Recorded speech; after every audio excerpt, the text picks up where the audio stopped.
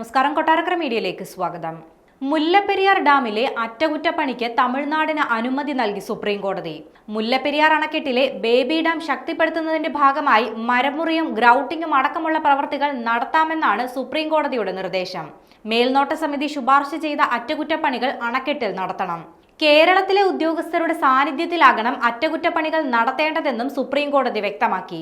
മുല്ലപ്പെരിയാർ അണക്കെട്ടിൽ അറ്റകുറ്റപ്പണികൾ നടത്തണമെന്ന അപേക്ഷ തമിഴ്നാട് നേരത്തെ തന്നെ മുന്നോട്ട് വെച്ചിരുന്നു.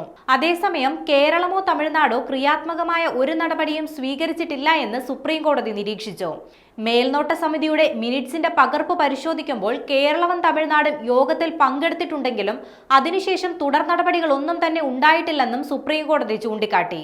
അതേസമയം മുല്ലപ്പെരിയാർ അണക്കെട്ട് സുരക്ഷിതമാണെന്നും അണക്കെട്ടിലെ അറ്റകുറ്റപ്പണികൾ നടത്തിയാൽ ജലനിരപ്പ് 152 അടി വരെ ഉയർത്താമെന്നും ചൂണ്ടിക്കാട്ടി തമിഴ്നാട് ഇന്നലെ സത്യവാങ്മൂലം സമർപ്പിച്ചിരുന്നു.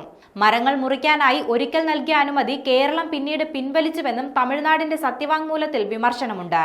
കഴിഞ്ഞ തവണ കേസ് പരിഗണിച്ച സുപ്രീം കോടതി മുല്ലപ്പെരിയാർ അണക്കെട്ടുമായി ബന്ധപ്പെട്ട ഉന്നതാധികാര സമിതിയുടെ യോഗത്തിന്റെ മിനിറ്റ്സിലെ ശുപാർശകൾ നടപ്പിലാക്കാൻ കേരളത്തോടും തമിഴ്നാടിനോടും നിർദ്ദേശം നൽകിയെങ്കിലും അത് നടപ്പാക്കിയിരുന്നില്ല.